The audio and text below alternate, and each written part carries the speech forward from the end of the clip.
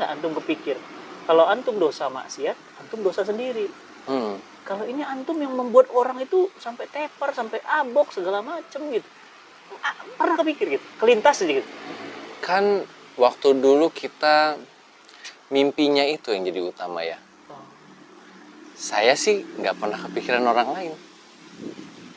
Itu titik sebenarnya menurut saya sendiri, kalau ditanya sebenarnya titik terendah di hidup lu apa sih? Waktu maksiat apa? Sebenarnya nggak waktu maksiat sih, nggak waktu maksiat.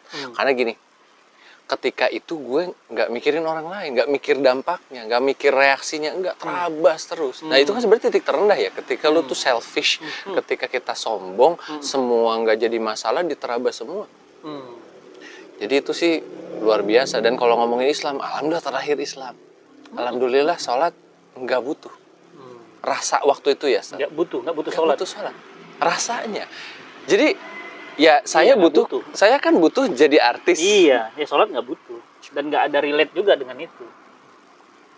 Tapi ada ngerasa salah waktu itu. Ini yang saya bilang sebenarnya apa ya? Saya pernah dengar kajian gitu bahwa bukti nyatanya surga dan neraka itu guilt, perasaan bersalah, karena nggak bisa direkayasa, nggak bisa dibuat. Jawaban bangetnya ada, ada banget. Jadi ada banget. Ketika minuman itu ada, ya gampangnya merasa bersalahnya gini deh. Kalau saya tidak merasa bersalah, saya pasti cerita sama ibu dong. Ibu tuh tahu-tahu aja, ibu saya alhamdulillah dosen kan. Tapi ibu tuh tahu-tahuan aja, kamu nge-DJ iya gitu. Tapi nggak minum kan? Enggak lah. Berarti kan merasa bersalah. Nutupin dari ibu, dari ayah gitu. Dari adik dan kakak tuh ya ditutup-tutupin. Dan kelakuannya. Ngerasa nggak antum? Pertama ninggalin sholat. Kedua udah pastilah jarang baca Quran mungkin ya. Oh iya. Udah itu udah kayak apa ya? Udah kayak sepaket. Udah mulai nggak bisa baca Quran, biasanya udah pasti nggak sholat sunnah, udah nggak. Lama-lama menggiring makin jauh ke arah maksiat dan dijauhkan dari jalan taat gitu ya. Sampai sekarang sudah seperti ini, kerasa nggak antum juga digiring lagi untuk ke jalan taat? Bahasa giring ini saya suka banget, bahasa penggiringan ini Ustaz. Karena kalau zaman dulu kita berasa tahu semua, tapi ternyata lingkup kita tuh cuma bubble kecil. Kita tuh berasa tahu knowledge-nya panjang. Karena waktu itu saya ngulik audio tuh sampai ke frekuensinya, karena kita mixing engineer gitu. Kita berasanya keren, tetapi ternyata kita cuma hidup di bubble kecil setelah sekarang diperlihatkan makna dunia yang lebih besar. Ada dunia setelah nanti kita meninggal, ada keabadian di sana. Dan dulu kan pemikirannya bahwa sukses itu, nah ini segampang ini, sukses ini tuh yang kaya, yang terkenal, yang diakui sama semua orang. Sesempit itu, Ustaz. Sesempit itu, jadi karena nggak perasaan guilt itu ada, tapi saya nggak kenal perasaan tersebut. Jadi nggak enak aja, perasaannya tuh nggak enak. Kalau dibilangnya gini, hampa, gelap, lelah, ngejar yang nggak habis-habis. Cuman kan ketika kita jalanin, kita tuh nggak kenal sama perasaan itu. Tuh, saya yakin teman-teman juga sama yang pernah merasakan atau sekarang sedang seperti ini nih lagi nonton. Nggak kenal dia. Dia ini rasa apa sih gitu? Kayak anak kecil kalau kita kasih pahit gitu, dia nggak bisa ngomong ini pahit karena dia pertama kalinya nyobain pahit. Jadi dia nggak suka aja. Tiba-tiba ditawar lagi nggak suka gitu, pahit. Saya nggak tahu itu apa. Kata-kata yang paling sering saya temuin itu hampa, hole in my soul katanya. Makanya kalau lihat lirik lagu, hampa. Iya, kalau lirik lagu tuh kebanyakan gini. Kalau lagu pop, Ustadz banyaknya kan arahnya ngajak maksiat, ngajak pacaran, bertepuk sebelah tangan, sedih ditinggal pasangan. Tapi kalau teman-teman mau lihat sedikit untuk ilmunya, lihat di beberapa band metal. Malah mereka ngomongin hole in the soul gitu, ngomongin apa, kok gue hampa ya, kamu tuh nggak tahu beban apa ya. Berarti itu yang dirasakan oleh Freddie Mercury, yang dirasakan oleh Nirvana. Jadi mereka semakin kaya, semakin jaya, semakin merana. Itu betul sekali. Cuman ketika kita di situ kan nggak apa ya, Seth? Nggak kenal. Iya, Allah, ngeri ya. Kan belum dikenalin. Kan saya belum ketemu antum. Makanya antum butuh terang berarti ya. Betul. Makanya antum jadi terang sekarang. Itu dia, Ustaz. Ya Allah. Enggak, tapi iya ya, kayak kita di dalam kegelapan aja gitu ya, nggak tahu jalan keluar, tapi ngerasa gelap. Iya, tahu gelap gitu. Tahu. Dan kita tahu akan keseret tambah dalam, kita tahu. tahu. Terus bahasanya makanya sampai kita kalau bercanda, tapi bercandanya nangis di dalam. Itu tapi sering kita bercandakan dengan kayak, oh ya gue mau udah tinggal tendang aja nih ke neraka. Bercanda, tapi itu di dalam hancur sebenarnya. Kayak, terus gue harus apa? Karena gini, ada salah satu DJ yang sekarang alhamdulillah sudah berhijab dan hijrah ya. Ternyata begitu saya kena tanya-tanya, ternyata timnya antum juga gitu. Nggak, saya mikir ya DJ, mohon maaf ya teman-teman ya, DJ perempuan. DJ perempuan pakai hijab udah nggak mungkin. Iya betul. Nggak mungkin. Betul. Bajunya Allah, ampun dah gitu ya. Nah, saya yakin wanita mana sih? Antum lihat ya kalau misalnya kita diangkut tuh perempuan pakai rok pendek tuh kan ditarik gitu kan. Ternyata apa? Melorot banyak. Karena apa ditarik? Karena yang nonton laki-laki semua. Iya, nggak enak. Pasti malu. Iya. Saya pernah lihat ya SPG. Saya tuh mau cari laptop. Ada pasar kayak Comtek gitu, ya, Comtek ya, buka laptop. Dia bajunya begini pakai kemben. Kan laki-laki semua ngeliatin. Rupanya baju tuh melorot. Jadi tuh Gini terus. iya, jadi dia tuh sebenarnya nggak nyaman gitu loh. Berarti sebenarnya orang yang seperti itu dia menjalani ketidaknyamanan. Betul Ustaz. Makanya yang lebih serem lagi ketika diciptakan sebuah platform yang dia bisa begitu dengan nyaman. Karena dijudge-nya cuma di komen doang. Iya kan? Iya. Maksudnya, tapi jujur nih, maksudnya saya juga karena sudah mengenali perasaan itu sebagai rasa bersalah sekarang, dan saya pernah melihat mengkombinasikan ketemu antum, ketemu teman-teman yang soleh, kan baru berapa tahun saya tuh ketemu orang yang ngafalin Quran. Saya tuh baru, saya kira makhluk itu tidak pernah ada dulu. Iya. 11-12 tahun yang lalu. Saya ketemu si penghafal Quran ini. Terus saya perhatikan hidupnya. Happy dia. Happy. Terus nggak katrok dia. Baik. Terus kita cari kekurangannya. Nggak nemu gue. Apa dia nggak ngomong ya? Terus semua orang bersaksinya baik tentang dia. Kenapa gue nggak jadi dia aja ya? Itu kan jadi ada kombinasi, ada komparasi perasaan ketika kita ketemu sesuatu yang di lain itu. Mungkin salahnya saya juga dulu, ya saya merasa knowledge saya luas, ternyata cuma berjalan di situ. Saya juga punya sosial media dulu zaman FB ya. Kayaknya temennya banyak, tapi pas dilihat circle-nya juga di situ. Kalau Sunda bilang kurung batoken. Kurung batoken gitu ya, bener ya? Ketika ketemu sama teman-teman yang baru ini, mereka mengajarkan saya, berpikirnya ternyata 1000 tahun ke belakang, 1000 tahun ke depan, bayangin. Di situ baru, lah berarti gue dulu buang umur ya, berapa belas tahun. Perbandingan sih, kayaknya ya. Dan ketika, ya samalah orang setiap hari. Reaksi-reaksi orang terdekat Antum gimana? Istri gitu. Udah nikah waktu itu? Udah nikah. Udah nikah. Jadi saya tuh ibaratnya sempat jahil bareng istri itu ya bareng gitu. Tapi karena dia, kalau kalkulasi saya sekarang karena dia di rumah ngurusin anak, Allah tolong duluan. Ya kan dosa-dosanya hilang dulu. Ya nggak tahu ini kalkulasi ya. Kalkulasi seorang yang bodoh gitu. Iya ya, dia kan nggak pernah keluar rumah. Sejahil-jahilnya saya sama dia tadinya bareng, ketika udah nikah dia ngurus anak, mungkin dosa-dosanya Allah gugurin terus nih gitu. Di satu titik hidayahnya dia duluan. Terus hidayah mau masuk ke saya gimana, orang masih dosa. Itu kalkulasi bodoh saya pada saat itu. Ternyata ya dia duluan. Masya Allah.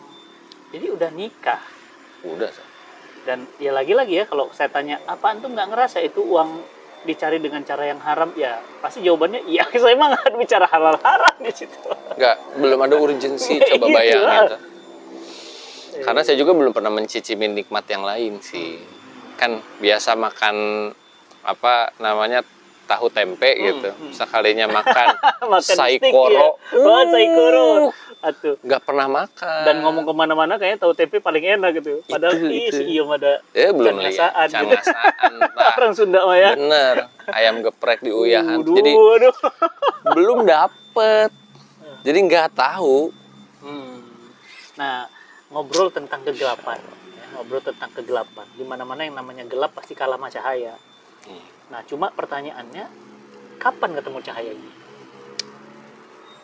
Titiknya banyak, Ustadz. Saya tuh ketemu cahayanya berkali-kali. Karena kan tersandung lagi, dan tersandung lagi. Jadi jatuh mau keluar ke lorong cahaya, jatuh lagi. Karena kalau dibilang saya juga pengen punya anak. nama tengahnya tetap saya kasih Zikra dulu. Itu ya. Kan ada namanya pengharapan. orang Islam tuh bandelnya nggak kafah gitu ya. Bener. Islamnya nggak kafah, bandelnya nggak kafah. Biar tengahnya aja deh. Jadi kalau teman-teman bercandanya gini, Dimas, kalau orang nggak kenal lu tinggal lihat nama anak lu katanya. Nama anak satu, anak kedua masih seru, anak ketiga udah Islam banget katanya. Hauraya, Humaira, itu baru anak ketiga lu tuh kan. Baru dikasih namanya Islam lengkap. Ya. Dan dulu kepikiran kalau ngasih nama anak Islam banget susah nanti ke Amerika. Iya. Aduh. Tapi cahaya itu datang memang itu saya tidak tahu jawabannya, digiring. Ada beberapa momen-momen, misalnya nih saya sama teman gitu, lagi ngobrol-ngobrol, lagi ngomongin sesuatu, dia meyakinkan saya, udah orang juga nggak tahu, orang kan nggak dirugi sama dosa lo nih, lo yang konsumsi sendiri, lo gini, nggak usah. Tapi kok saya takut ya, saya diem nih, saya diem lama. Tapi nggak apa-apa kok, cuma nggak ada orang yang tahu kok. Lu juga nggak ngerugiin orang. Emang kenapa sih? Takut gue. Tapi itu saya ingat keringat saya segede jagung, Ustaz. Saya ngomong takut, tapi kayak nggak berhak.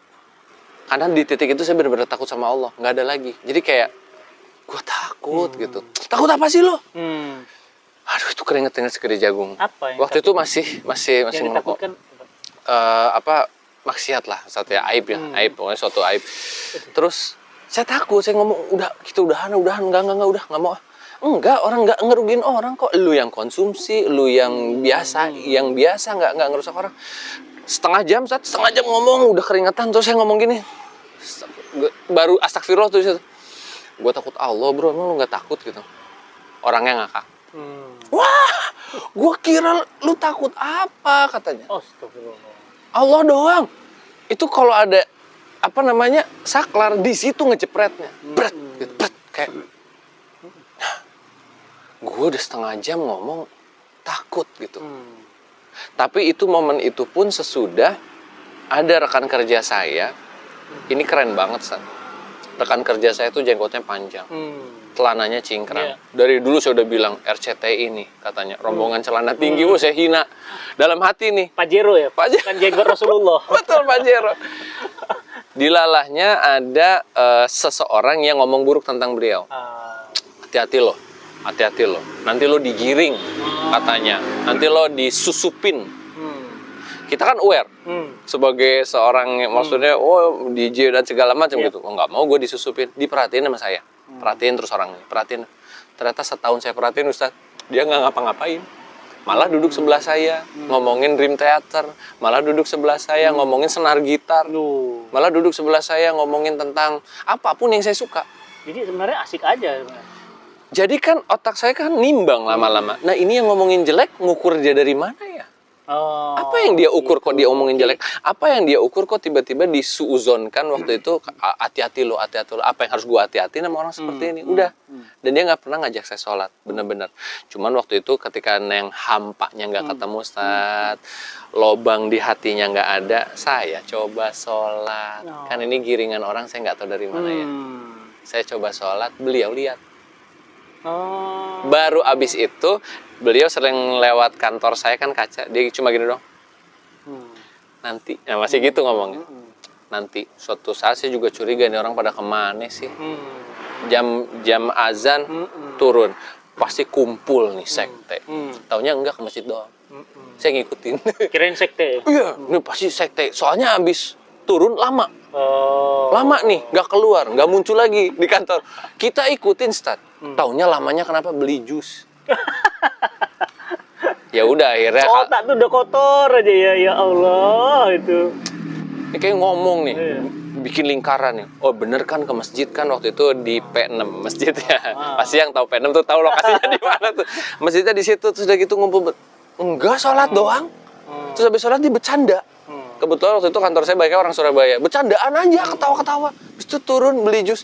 Dalam hati, kok gue yang capek setahun ya?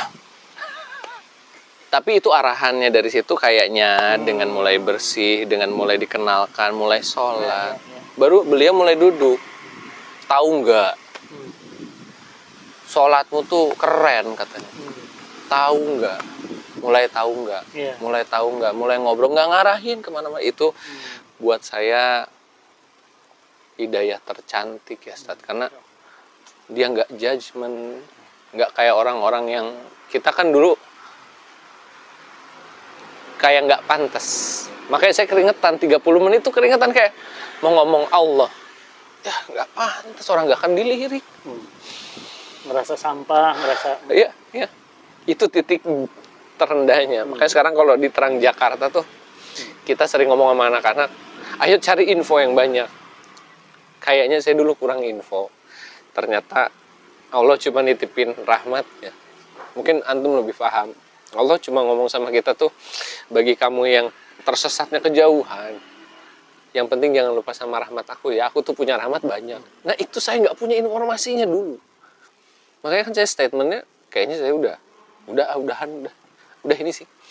Gue siap aja masuk neraka ini sih. Habis mau gimana? Karena saya tidak punya informasi bahwa rahmat Allah begitu luas, dan jadi saya nggak ada nyoba ke situ.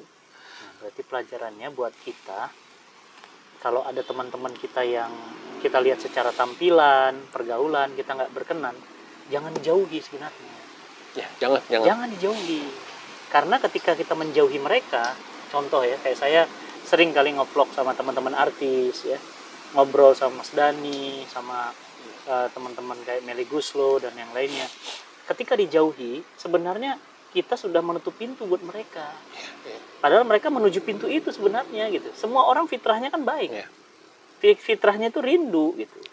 Tapi ternyata begitu beliau ingin datang kita lari, ya akhirnya dia nggak mendapatkan apa yang dia inginkan, dan kita pun nggak mendapatkan apa yang kita rindukan. Nah jadi teman-teman semuanya, ini pelajaran penting bahwa ternyata rahmat Allah itu pintunya tuh banyak sekali. Bisa dari kadang-kadang dari tukang cendol dapat hidayah. Ya, kadang-kadang dengar azan aja tiba-tiba nangis sendiri gitu. Ya, betul, kadang-kadang mungkin lihat teman meninggal, sahabat dekat baru taubat, macam-macam tipe orang. Ada yang kadang-kadang bahkan dapat hidayah kayak Ustadz Dery Sulaiman malah dari orang Yahudi. Ya, yang ngajarin Islam. Jadi ngajarin Islam orang Yahudi di Bali lagi. Jadi ternyata Bali pun bisa menghantar hidayah. Jadi hidayah itu ada dari mana aja, bisa dari anak. Ya, kayak Mas Ari Untung misalnya dari istri gitu kan. Istrinya seperti itu, dia makin kuat hidayah. Istrinya dari mana? Dari suaminya. Jadi teman-teman semuanya, ini kisah yang bagi saya luar biasa. Makanya setiap kali kita melakukan kemaksiatan, dosa-dosa besar yang kita lakukan, kebodohan-kebodohan kita, pembangkangan kita, yakinlah, percayalah bahwa Allah itu memiliki kasih sayang yang sangat besar untuk kembali gitu. Karena kadang-kadang perasaan orang yang sudah begitu tuh, udah nggak layak kembali, udahlah istilahnya bebetkan aja sekalian lah gitu, istilahnya hancurin kalian udah. Karena udah nggak, kayaknya no way to return ya. Nggak ada jalan untuk putar balik udah. Bayangin gitu. Senyumnya si bapak berjenggot itu kan yang nyelamatin saya. Saya juga nggak tahu sekarang masuk surga apa neraka. Antum aja bilang tadi, yang lebih bahaya antum, takut akhirnya nyungsur. Apalagi saya yang nggak stabil. Tapi memang buat teman-teman di luar sana tuh, senyumlah sama mereka-mereka ini yang masih berdosa. Jangan dijudge, jangan dihina. Karena jangan-jangan senyum lo itu yang nanti membuat dia merasa, kok dia baik sih sama gue? Ada apa? Oh ternyata dia orang Islam ya? Orang Islam ngajarin apa sih? Kok Islam yang gue tahu di luar saling serang?